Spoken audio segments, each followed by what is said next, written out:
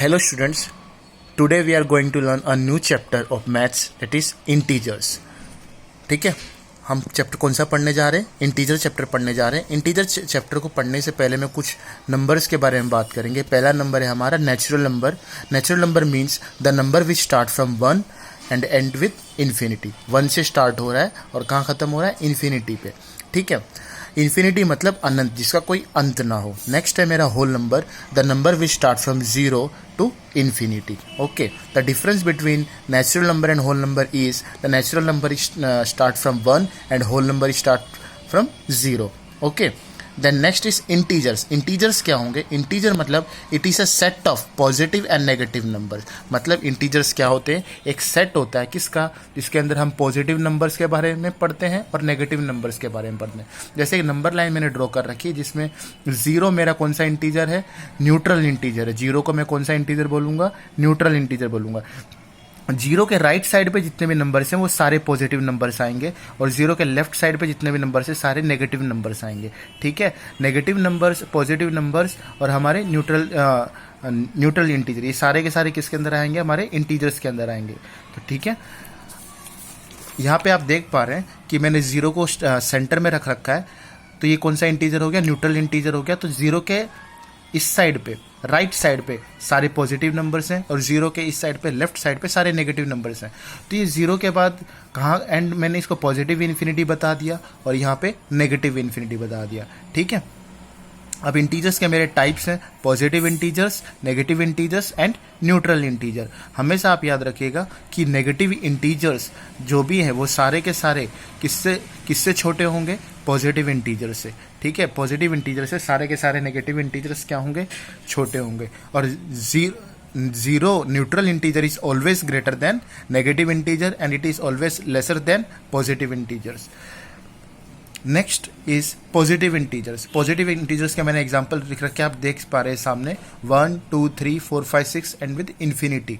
And negative integers is -1 to infinity. If we compare -1 with 1, which one is greater? 1, because 1 is positive integer. I already told कि always positive integers are greater than negative integer. Okay, then again I compare -100 with 100. 100 is greater than -100. Positive 49 is greater than -48. -50 is lesser than positive 49. Always positive integers are greater than negative integers and negative integers are always lesser than positive integer. And neutral integer is always greater than negative integers and neutral integer is always lesser than what? Positive integers and greater than negative integers. Okay. -48, if I compare with -46, which one is greater? -46. If I compare -48 with -45, which one is greater? -45. If I compare -45 with -49, which one is greater? -49. Okay, then next we'll learn about properties of integers. There are 4 types of properties on integer. One is addition, subtraction, multiplication, division. मतलब integers की जो भी properties है वो हम देखेंगे addition के ऊपर, सब्ट्रैक्शन के ऊपर, मल्टीप्लिकेशन के ऊपर मल्टीप्लिकेशन के ऊपर और डिवीजन के ऊपर. मतलब ये सारी प्रॉपर्टीज हम किसके बेस पे देखे जाए? इंटीजर्स के बेस पे देखें. तो पहले हम शुरू करते हैं एडिशन की property. Property of integers on addition. First property है क्लोजर प्रॉपर्टी.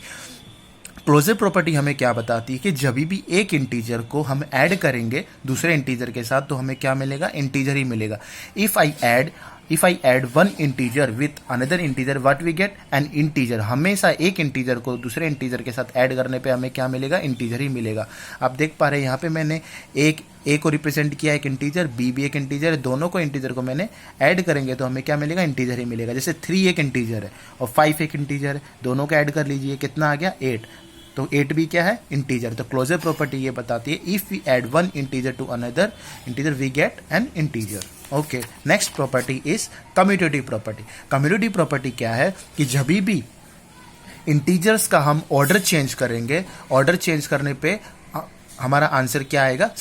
इक्वल आएगा. आप देख पा रहे हैं पहले मैंने 2 एक इंटीजर है, 5 एक इंटीजर, दोनों को ऐड किया तो क्या आया 7। बाद में मैंने उसका ऑर्डर चेंज कर दिया। यहाँ पे आप देख पा रहे हैं कि पहले मैंने 5 को लिखा है, बाद में 5 + 2 क्या गया 7। तो ये कौन सी प्रॉपर्टी हो गई, कम्यूटेटिव प्रॉपर्टी हो गई। नेक्स्ट प्रॉपर्टी है एसोसिएटिव प्रॉपर्टी। एसोसिएटिव प्रॉपर्टी क्या बोलती है, जब हम 2 से ज़्यादा अगर 3 इंटीजर को लेते हैं और उनका ग्रुप्स बनाते हैं, मतलब जैसे मेरे पास 3 नंबर है, 3 में से मैंने 2 नंबर को क्या कर लिया, ग्रुप बना लिया, और तीसरे नंबर को मैंने क्या कर लिया, एलोन रख दिया, और बाद में उनका ऑर्डर चेंज कर दिया, तो मुझे आंसर क्या मिलेगा, इक्वल मिलेगा। ऐसा कौन बताता है, कम्यूटेटिव प्रॉपर्टी बताती। आप देख पाए मैंने लिख रखी है commutative property A + B + C। यहाँ पे देख पा रहे हैं आप B + C को मैंने एक ग्रुप बना लिया और A को अलग रखा हुआ है, और यहाँ आप देख पा रहे हैं A + B का मैंने ग्रुप बनाया और C को अलग रखा है। यहाँ पे मैंने कुछ वैल्यूज़ को सब्स्टिट्यूट ऐसे रैंडमली वैल्यूज़ लिख ली, A = 2, B = 3, C = 4। जब मैंने इन वैल्यूज़ को यहाँ पे आप LHS ले लीजिए और RHS ले लीजिए। जब LHS को सॉल्व करेंगे तो कुछ वैल्यू आएगी, और RHS को वैल्यू सॉल्व करेंगे तो कुछ वैल्यू आएगी, बाद में वैल्यू क्या आएगी, सेम आएगी। तो यहाँ पे मैंने सॉल्व कर रखा है, आप देख पा रहे हैं कि यहाँ पे सॉल्व करने पे क्या आया 9, और यहाँ पे भी सॉल्व करने पे क्या आया 9। तो मुझे एसोसिएटिव प्रॉपर्टी में ये पता चला कि जब भी 3 इंटीजर्स के अंदर जब मैं 2 इंटीजर्स का ग्रुप बना रहा हूँ, तीसरे को अलग रख रहा हूँ और बाद में उन दोनों का ऑर्डर चेंज करके रख रहा हूँ, तो मेरा आंसर क्या आ रहा है, सेम आ रहा है। तो ये मेरी क्या है, एसोसिएटिव प्रॉपर्टी है, किसकी, एडिशन की, किसके अंदर, इंटीजर के अंदर। नेक्स्ट प्रॉपर्टी है मेरी एडिटिव आइडेंटिटी। एडिटिव आइडेंटिटी क्या बोलती है, on adding 0 to an integer the sum is the integer itself. मतलब किसी भी इंटीजर को, भले वो पॉजिटिव हो या नेगेटिव हो, जब मैं उसको 0 के साथ क्या करूंगा, ऐड करूंगा, तो वो इंटीजर ही मुझे मिलेगा। जैसे -65 मेरा नेगेटिव इंटीजर है, जब मैंने उसको 0 के साथ ऐड किया तो क्या मिला मुझे, -65।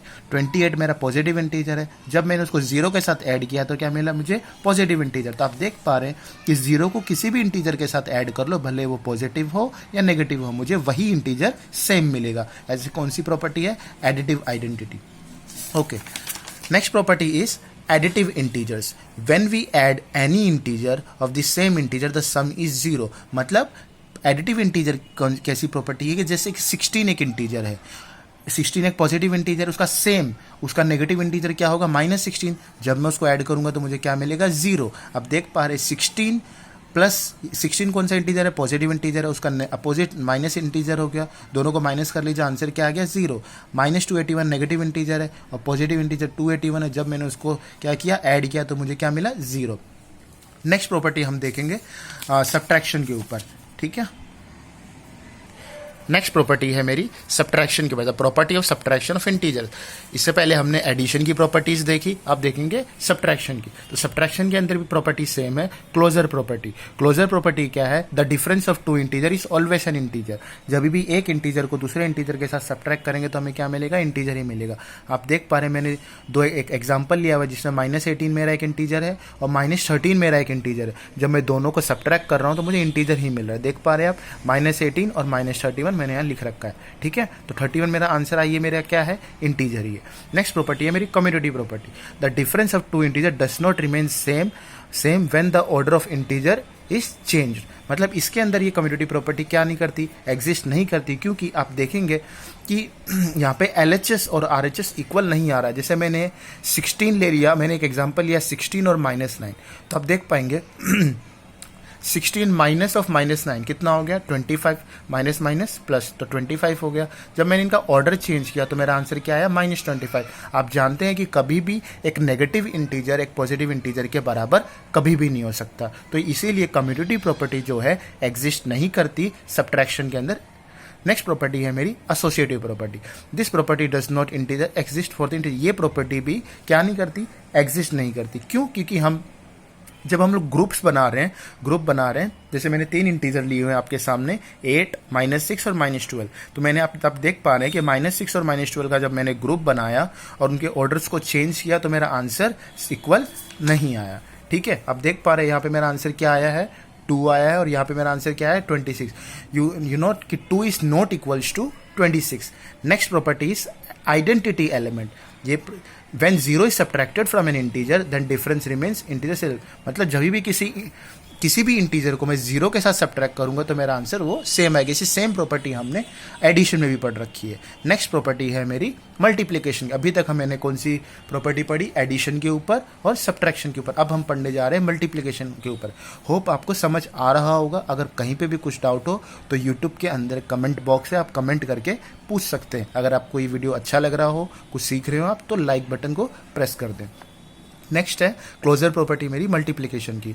Product of two integer is always an integer. मतलब जैसे हमने देखा कि एडिशन में और सब्ट्रैक्शन में जैसे सेम था क्लोजर प्रॉपर्टी, तो यहाँ पे भी सेम है। जैसे आप देख पा रहे हैं -7 एक इंटीजर है और -6 एक इंटीजर है, तो दोनों को मल्टीप्लाई करने पे 42 आ रहा है। मतलब 42 भी क्या है? एक इंटीजर है। अब नेक्स्ट है commutative property. The product of two integer remains the same whatever with the order of integer. अब यहाँ पे मैंने 10 ले लिया एक इंटीजर और -6 ले रखा है। जब मैंने इनको सॉल्व किया तो मेरा आंसर कितना आया? -60। जब मैंने इनका ऑर्डर चेंज कर दिया कि पहले -6 लिखा है बाद में 10 लिखा है, तो भी आंसर क्या आ रहा है? 6। तो आप देख पा रहे हैं कम्यूटेटिव प्रॉपर्टी जो है एग्जिस्ट करती है सब किसके अंदर? मल्टीप्लिकेशन के अंदर। चलिए नेक्स्ट प्रॉपर्टी देखते हैं। नेक्स्ट प्रॉपर्टी है मेरी associative property. The product of 3 और more integers remains the same whatever may be grouping of the integer. यहाँ पे भी हमने क्या कर दिया? ग्रुप्स बना लिए। ग्रुप्स बनाना मतलब दो, जैसे यहाँ पे 3 नंबर है तो 2 का ग्रुप बना लिया, तीसरे को अलग छोड़ दिया। दूसरी बार में जब ग्रुप बनाएंगे जिसको मैंने एलोन रखा था उसका ग्रुप बना लेंगे। तो आप देख पा रहे हैं आंसर मेरा क्या आ रहा है? इक्वल आ रहा है। मतलब एसोसिएटिव प्रॉपर्टी मल्टीप्लिकेशन के अंदर भी एग्जिस्ट करती है। नेक्स्ट है मेरी डिस्ट्रीब्यूटिव प्रॉपर्टी। इस प्रॉपर्टी को डिस्ट्रीब्यूटिव प्रॉपर्टी इसीलिए बोलते हैं क्योंकि एक इंटीजर को हम बाकी इंटीजर्स के साथ क्या करते हैं? डिस्ट्रीब्यूट करते हैं, और डिस्ट्रीब्यूट करने में मेरा आंसर इक्वल आता है। आप देख पाएंगे कि मैंने यहाँ पे 3 नंबर लिए हुए, 5, -8 और 15। जब मैंने यहाँ पे 5 को डिस्ट्रीब्यूट कर रखा है तो आंसर क्या आ रहा है? दोनों साइड पे इक्वल आ रहा है। आप देख पाएंगे यहाँ पे मैंने 3 नंबर लिए, बाद में इनका ऑर्डर चेंज कर दिया और डिस्ट्रीब्यूट किया, तो भी क्या आ रहा है? आंसर इक्वल आ रहा है। फिर यहाँ पे भी देखिए वही कर रखा है। नेक्स्ट है मेरी मल्टीप्लिकेटिव आइडेंटिटी। मल्टीप्लिकेटिव आइडेंटिटी क्या है? The product of N integer 1 is the integer itself. मतलब ये भी वही है जैसे हमने एडिशन और सब्ट्रैक्शन में देखा कि किसी भी इंटीजर को 1 के साथ मल्टीप्लाई करेंगे तो वही आएगा। 15 × 1 15, -16 × 1 -63। नेक्स्ट प्रॉपर्टी है मेरी मल्टीप्लिकेटिव इनवर्स। ये प्रॉपर्टी क्या है? रेसिप्रोकल वाली प्रॉपर्टी। जैसे कोई नंबर ले लिया मैंने 25, उसका रेसिप्रोकल क्या हो गया? 1/25। मतलब किसी भी नंबर को उसके रेसिप्रोकल के साथ मल्टीप्लाई करेंगे तो हमारा आंसर 1 आएगा। ऐसी कौन सी प्रॉपर्टी बोलती है? Multiplicative inverse. आप देख पा रहे हैं -18 एक इंटीजर है, उसका रेसिप्रोकल क्या हो गया? -18, सॉरी 1/-18। तो कैंसिल आउट किया तो मेरा आंसर क्या आया? 1। ठीक है, ये कौन सी प्रॉपर्टी है? Multiplicative inverse. नेक्स्ट प्रॉपर्टी है मेरी प्रॉपर्टी ऑफ जीरो। ये बहुत ही बेहतरीन प्रॉपर्टी। ये प्रॉपर्टी हमें ये सिखाती है कि किसी भी नंबर को या इंटीजर को मैं जीरो के साथ मल्टीप्लाई कर लूँ तो मेरा आंसर क्या आएगा? जीरो ही आएगा। जैसे 17 × 0 क्या आ गया? 0। -23 × 0, मतलब भले ही आप पॉजिटिव इंटीजर लो या नेगेटिव इंटीजर लो, उसको जीरो के साथ मल्टीप्लाई करेंगे तो जीरो ही आएगा। तो हमें ये सिखाता है कि जीरो से जो भी टकराएगा वो जीरो हो जाएगा। नेक्स्ट प्रॉपर्टी है मेरी last, property of division. Close. ये प्रॉपर्टी जो है इसके अंदर एग्जिस्ट नहीं करती क्योंकि इसके अंदर क्या आ जाता है? डेसिमल नंबर आ जाता है। हमने क्या सीखा था कि किसी भी इंटीजर को अगर दूसरे इंटीजर के साथ ऐड कर लिया, मल्टीप्लाई कर लिया, सब्ट्रैक्ट कर लिया, अब इसके अंदर डिवाइड कर रहे हैं ना, तो डेसिमल में आ रहा है। तो डेसिमल नंबर्स कभी भी इंटीजर्स नहीं होते। ये चीज़ आप नोट कर लीजिए कि decimal numbers are not including in category of integers. Next property is commutative property. This property also does not exist for the division of integer because when we take two integers and changing their orders, we will not get same answers. If I take two integers, first one is 12 and other one is -3. Okay, if I divide 12 with -3, we get -4. Then another time I divide -3 with 12, we get 1/4. -1/4 is the reciprocal of 1/4. And in maths, -4 is not equals to 1/4. That's why commutative property is not exist in property of division. Okay. Next property is मेरी associative property. Associative property is this property does not exist for the division of integer. ये property भी exist नहीं करती, क्योंकि जब भी हम groups बना रहे हैं तो हमारा आंसर क्या नहीं आ रहा, सेम नहीं आ रहा। ठीक है, तो आप अपनी एक नोटबुक में नोट कर लीजिए कि कौन सी प्रॉपर्टी किसके अंदर एग्जिस्ट नहीं करती है।